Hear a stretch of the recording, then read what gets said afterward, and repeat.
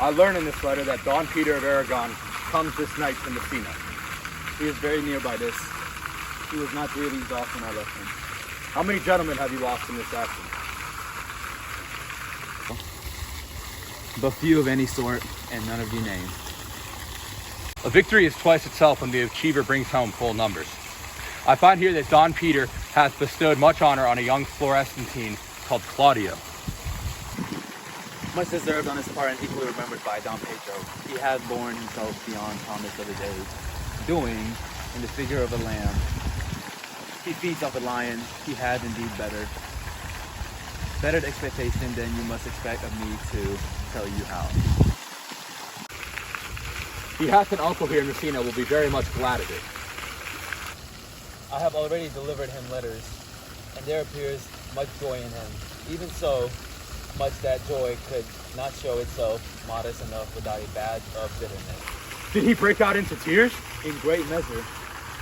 A true overflow of kindness. There are no faces truer than those that are so washed. How much better is it to weep at joy than to joy at weeping? I pray you, is Signor Montanto returned from the wars, no? I know none of that name, lady. There was none such in the army of any sort. What is he that you ask for, niece? My cousin means Signor Benedict of Padua. Oh, he's returned and as pleasant as ever he was. Set up his bills here in Messina and challenged Cupid at the flight.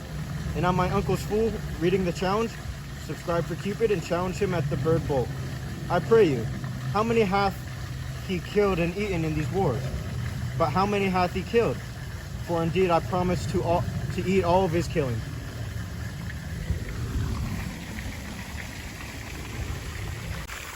Faith, niece, you tax Senor Benedict too much, but he'll be meet with you. I doubt it not. He hath done good service, lady, in these wars. You had a musty victual, and he hath helped to eat it. He is a very valiant trencherman, for hath an excellent stomach. And a good soldier too, lady. And a good soldier to a lady, but what is it he hath to the Lord? A lord to a lord, a man to a man, stuff of all honorable virtues. It is so indeed, he is no less than a stuffed man. But for the stuffing, well, we are immortal. You must not, sir, mistaken my niece. There is a merry war betwixt Senor Benedict and her. They never meet here, but there's a skirmish of wit between them.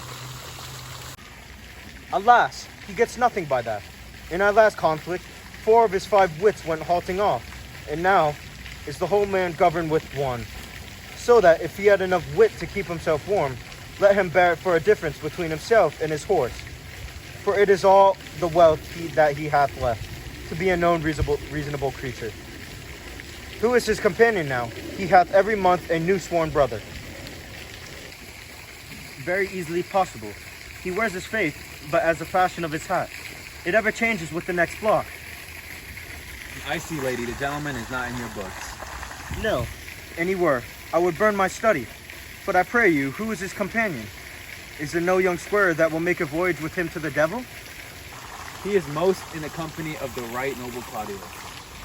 Oh Lord, he will hang upon him like a disease. He is sooner caught than the pestilence, and the taker runs presently mad. God help the noble Claudio. If he had caught the Benedict, it'll cost him £1,000 ere be cured. I will hold friends with you, lady. Do, good friend. You will never run mad, niece. No, not till the hot January. Don Pedro is approached.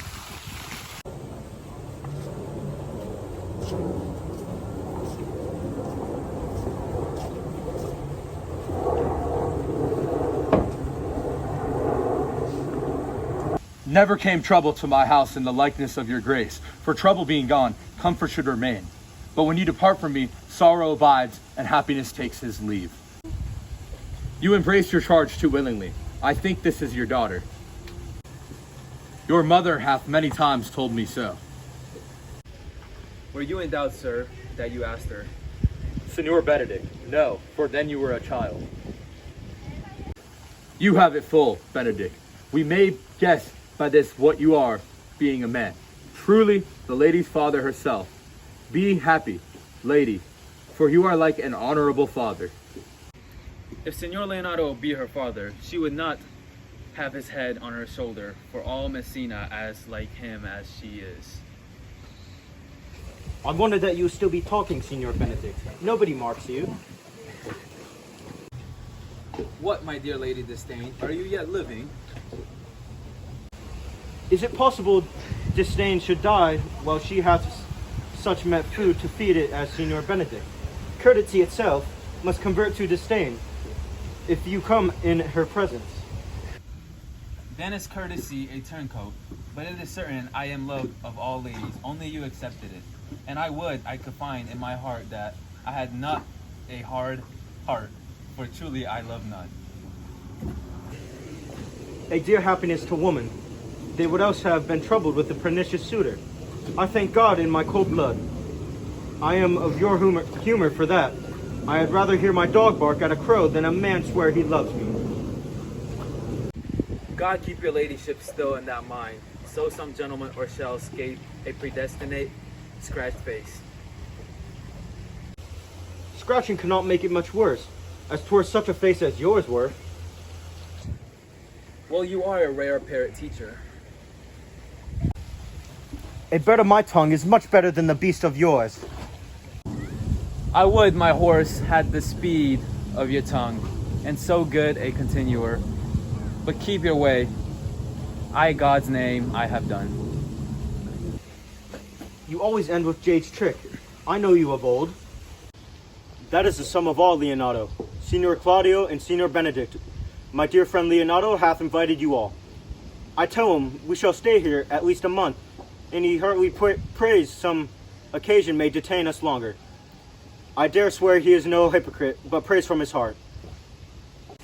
That is the sum of all, Leonardo. Signor Claudio and Signor Benedict, my dear friend Leonardo hath invited you all. I tell him we shall stay here at the least a month, and he heartily prays some occasion may detain us longer. I dare swear he is no hypocrite, but prays from the heart. I thank you. I am not of many words, but I thank you. Please it your grace lead on. Your hand, Leonardo. We will go together.